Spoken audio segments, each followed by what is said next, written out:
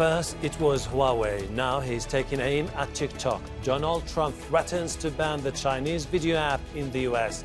Again, he cites security concerns. But how real are those alleged threats? And how far will Trump go in his business war against China? This is Inside Story.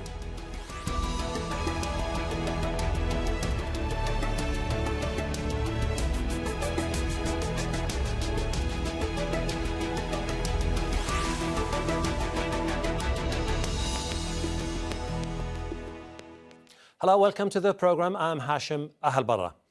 It's one of the most downloaded apps of all times and famous for its catchy videos. The Chinese-owned video-sharing app TikTok has millions of users in the US alone, and many feel disappointed by President Donald Trump's threat to ban it in their country.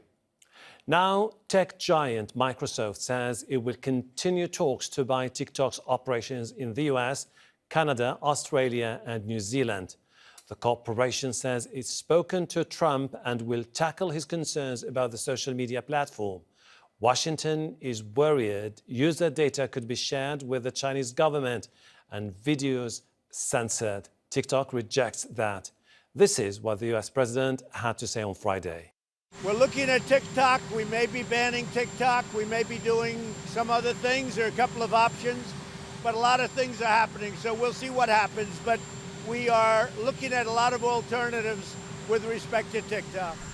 TikTok's US General Manager Vanessa Pappas told its users it is staying in the country. Thank you to the millions of Americans who use TikTok every day, bringing their creativity and joy into our daily lives. We've heard your outpouring of support and we want to say thank you. We're not planning on going anywhere. TikTok is a home for creators and artists to express themselves, their ideas, and connect with people across different backgrounds. And we are so proud of all the various communities that call TikTok their home. China's foreign ministry has dismissed as groundless allegations the app could pose national security threats or spread propaganda to influence the US presidential elections in November. Firstly, what I wish to say is that China is not interested in the US election. We have absolutely no intention of interfering with the US election, and at the same time we hope that the US will not obsess over China during the election. Some comments from certain US lawmakers can be classed as making something out of nothing. The Chinese government always requires Chinese companies to carry out economic cooperation abroad according to the laws and regulations. We urge certain American people to have the right attitude, abandon prejudice, stop using so-called state apparatus to put pressure on Chinese companies, and to do more that will contribute to the promotion of Chinese-US relations.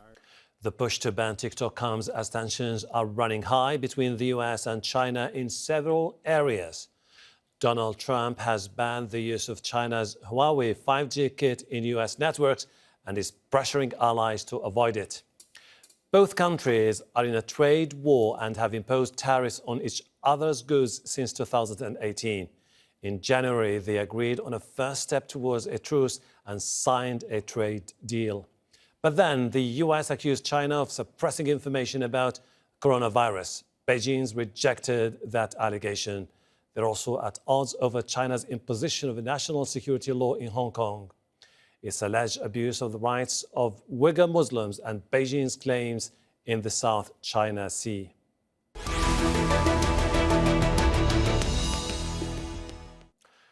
Let's bring in our panel. In Beijing, we have Victor Gao. He is Vice President at the Center for China and Globalisation. In Oxford, we have Megha Mishra. She is a researcher at the Oxford Internet Institute. In Bangkok, we have Elliott Zaagman. He's the co-host of the podcast China Tech Investor. Welcome to you all. Victor, when you have Trump saying basically that he cannot trust TikTok and you have Pompeo saying that the app is a Trojan horse for the Chinese intelligence, I think the government in Beijing should be pretty much concerned about this stuff. Well, this kind of arbitrary and wanton acts by the US government are to be condemned and deplored. I think this reveals the true nature of the so-called national security concerns. You basically can use national security concern to incriminate anything you want. And this is really a turning point of the US government, turning from a champion of free trade to a destroyer of free trade. And I think this day will be marked in history in infamy. Megha, the app could use users' location and metadata, and the Trump administration is very much concerned that that data could be turned over to the Chinese government. How genuine are those concerns, or do you think they have been manipulated for political reasons? Oh, well, definitely. I feel they're very political interests. So, I mean, Facebook and other US-based tech companies have sort of, have proven to be sharing data for, to do election manipulation, whereas nothing has happened of that sort with TikTok yet. TikTok doesn't, it's just an alleged claim that TikTok may or may not do this. On that basis, to ban a company doesn't make sense. And we have to look at this in a long-term picture, where what kind of a president are the countries like India and the US going to set in when they're going to ban another country's app like that?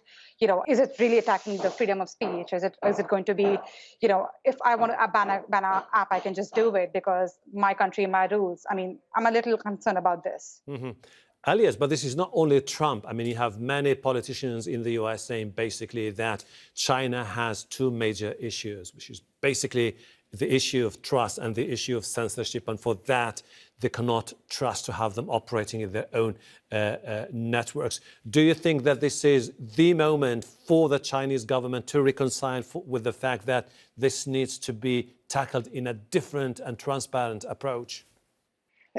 I can't speak for the Chinese government at this point, but I think this really is an issue that is three issues in one. One is data security. And as my other guest here said, this is an issue that goes far beyond China. TikTok plays fast and loose with data, but so does Facebook. But it adds another layer that it is from a country that the US considers to be an adversary. The second is that TikTok plays a very interventionist role when it comes to the recommendation of the content that they send out. Now, we've seen with Facebook and we've seen with other platforms as well that content can be manipulated. And if we don't, or if the US doesn't know where that's coming from or who's manipulating that content, then that's a big question mark. That is the same reason why China themselves heavily censors and vets all content, essentially, that comes into their internet or even their cinemas or their televisions from other nations. And the third is an issue of trade and market access reciprocity. So, China has this very well-known Great Firewall and has advocated for the policy of cyber sovereignty, which essentially says that every country should be allowed to regulate the internet within its own borders as it deems fit. And that's one big reason why we haven't seen American companies really succeed in China. So until we actually see that, we have an agreement between China and the United States when it comes to this, it doesn't look good in the future. For the time being, though, Victor, TikTok seems to have two options: sell its operations in the US to Microsoft, or face being shut down. What do you think could be the outcome in the near term? Well, first of all, whatever TikTok will eventually do at the pressure of the US government, this will be a sad day, and this will be a turning point, because this means the United States is really dropping from the top of the mountain down to whichever abyss it might eventually end up with. And this is really bad, because any country can use national security concern to do anything. And this creates all the arbitrariness in the cyberspace. And the United States, in the trade war with China, has been accusing China of forcing foreign companies to transfer their technology. This is even worse. China is not guilty of such pressure on foreign companies, but this time the United States is really revealing its true nature. It's forcing a company to shut down or to transfer to another American company purely because of the nature of the shareholders of the company. Megha, and I don't think this is good for the US technological breakthrough going forward. All right. Megha, you see, we have some sort of divide here in the US about the case of TikTok. Supporters of Trump saying that the man is delivering on a promise he made in the past. He is very good at negotiating deals, and he thinks that the past deals with China were wrong. So he is rewriting that chapter. Others, on the other hand, say that the reason why he's targeting TikTok is basically because it's been the platform for many activists. And those activists have been very critical of him. Yeah, I mean, it's a very interesting situation right there. And that's true for every other platform too. So Facebook's the same, and so is Twitter, and so is the whole Facebook entity, which has got Instagram and WhatsApp. Everywhere you find all kinds of people. There's also news, there's also entertainment, there's fashion, there's lifestyle. So, but the point is that TikTok is not an American company, which is why probably Trump is not so happy with it. What I'm working on right now is something called virtual geopolitics of how tech companies like Facebook have a kind of a supremacy like the US has in the world, and TikTok is an equivalent in the virtual space, which is a Chinese counterpart. So to squash the kind of a strength coming in from a increasingly becoming popular platform, especially with the youth, is something that maybe, on the whole, the USA is not okay with, which means, and Trump gives some really funny statements, which are like, we're doing something, we're thinking of an alternative, we want Microsoft to buy it, or some new US company should take over the space. I think it's a lot more deep-rooted. It's also, one of the things is that the platform doesn't allow political advertising as yet, and that's something which does not make it as a great political platform for Trump, who's as a populist, as somebody who surpassed the media and used tech to reach out to its voter base, is finding it a little difficult to work with. Elliott, we have an irony here. Trump says the reason why he's after TikTok is because of the poor record of China when it comes to dealing with critics. On the other hand, you have people saying that the reason why Trump is targeting TikTok is because he has been trying to silence those who took refuge in TikTok, particularly people affiliated with Black Lives Matter, who used the platform to rally international support for their cause. We have two conflicting worldviews here. Yeah, I think it is important to look at a few different groups here. One is there's Trump himself, who, I mean, if I'm going to be frank, I mean, he's an idiot, and he is a narcissist. And I think that, it's when he sees, these people protesting him on TikTok, that's something that really, fires his neurons. But I think it's more important to look at the U.S. national security establishment, particularly people like Mike Pompeo or Matthew Pottinger, who have, I think, far deeper national security concerns. And maybe I would imagine they could probably use some of these ego jabs that Trump gets from TikTok users to encourage him to make that decision. But I think that, whether or not Trump is still president at the beginning of next year, I think that the China-U.S. issues are going to continue because they're far more systemic. And I think that includes TikTok and the bigger U.S.-China tech tensions.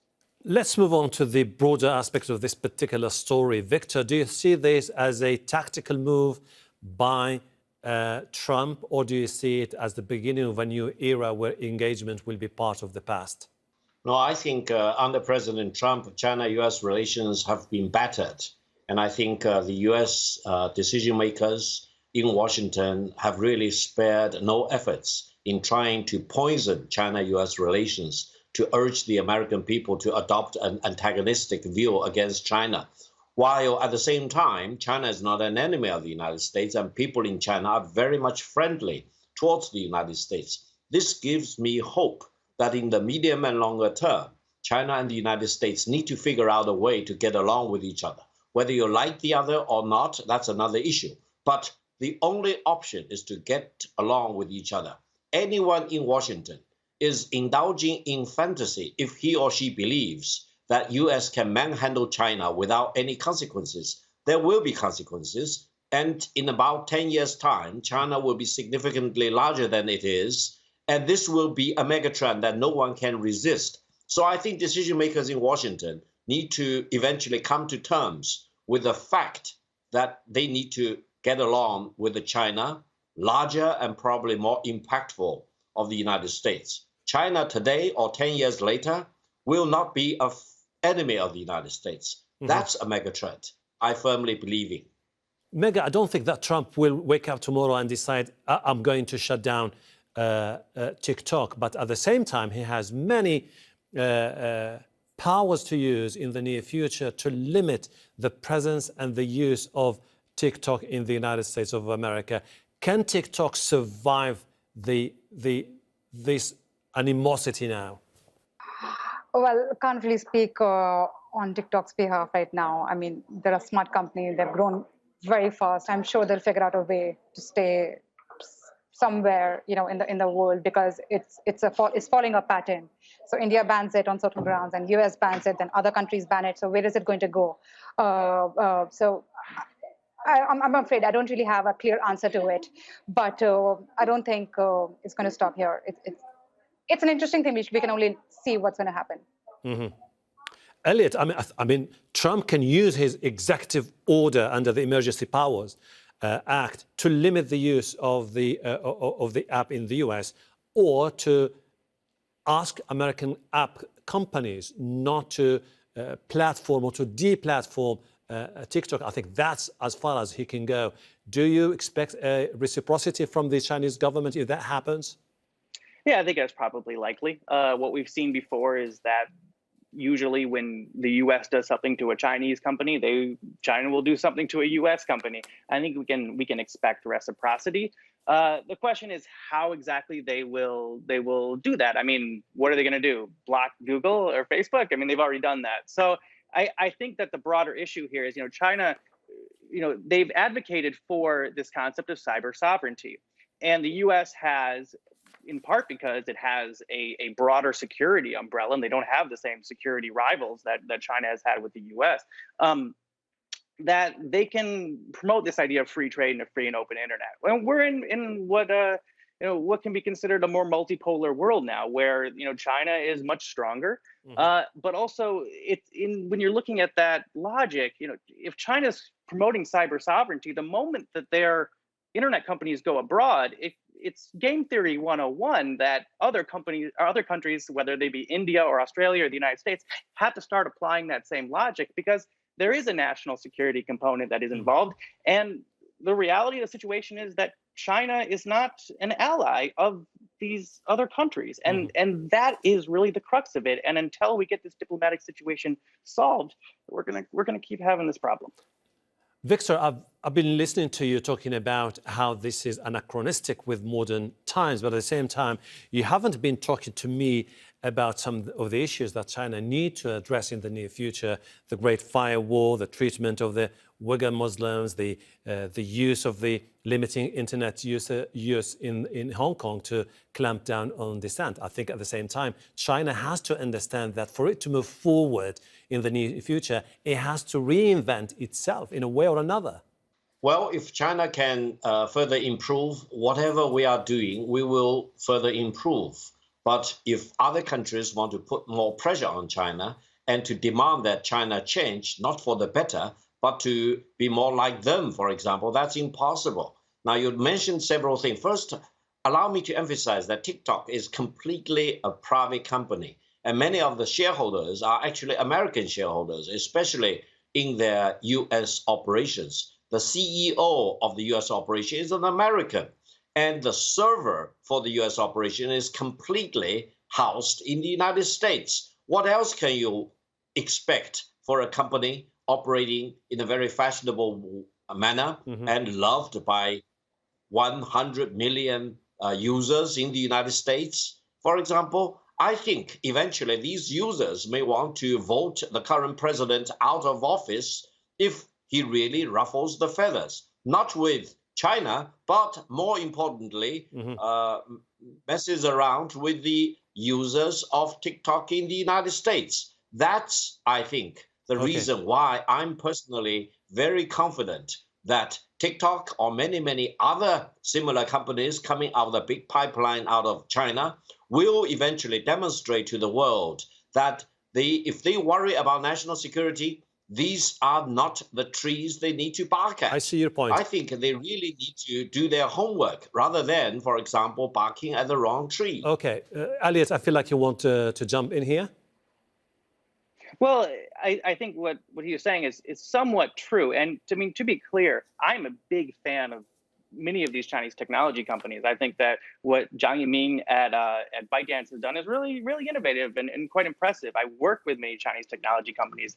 On the other hand, if I were working in DC and it was my job to look out for American national security, I may make a similar decision to what the Trump administration made. And I think that it is a shame that many of these, really innovative and great Chinese technology companies are hindered by the relations between the U.S. and China right now. But at the same time, I think to put all the blame on the Trump administration here, I think is a little short-sighted, because I think that there are far more deep systemic issues that need to be solved. Indeed. Megha, for this in particular, now, if you look at the situation, you have the echo of what's been going on in the past, particularly the targeting of telecommunication giants like Huawei by Trump. But then again, if you look at it as we speak now, it seems to be overtaking Samsung to become the world #1 for smartphone sales. It seems that Trump's policy is backfiring in a way or another. Oh, well, I think it is sort of backfiring because I'll go back to my old argument, which is about developing the same kind of supremacy in the tech and virtual space, which the US and Trump really wants to maintain because it gives him control. It's the same argument that there is this hegemony that they want to maintain, and they don't want China to be coming equal to that kind of a power in any way. I mean, so yeah, I think it is kind of backfiring. It is kind of sort of not going as he must have imagined it to be. Victor, China has its own geopolitical ambitions as well as technological ambitions. But against the backdrop of this feud with the United States of America, it seems that Trump wants China, first of all, to make some concessions to be able to move forward. And ultimately, you do understand as well that if the Americans decide to go for the sticks approach, many Chinese companies will ultimately collapse. No, I don't think so. I think for any Chinese tech company, their roots are in China, because we have the largest population in the world, the largest affordable population in the world, which actually generates a lot of revenue to support these tech companies. And this is a mega trend, not only on the hardware side, but also on the service side and also on the innovation side. There are lots of companies coming out of big pipeline, as I just now mentioned. And with a much better and reinforced 5G network, you are expecting lots of these applications. This explains why Huawei is such a successful company, why TikTok is so successful in a very short of time. And there are many such examples, not only in TMT, but also in many other sectors. So I think decision makers in Washington really need to understand what's the driving force for these innovation and entrepreneurship in China. It's not because of the socialism, for example, or communism. It's because of the daring to experiment with all kinds of things that will work to improve productivity and efficiency. This is a mega trend in China. Thank you. Unfortunately, we're running out of time, but this is quite an interesting story. Let's see how it unfolds in the coming weeks. Victor, Gao, Megha, Mishra, Elliott, Zaagman, thank you very much indeed for your insights. And thank you too for watching. You can see the program again anytime by visiting our website, aljazeera.com. For further discussion, go to our Facebook page. That's facebook.com/AJ Inside Story. You can also join the conversation on Twitter. Our handle is @AJ Inside Story. From me, Hashem Ahelbarra, and the whole team here. Bye for now.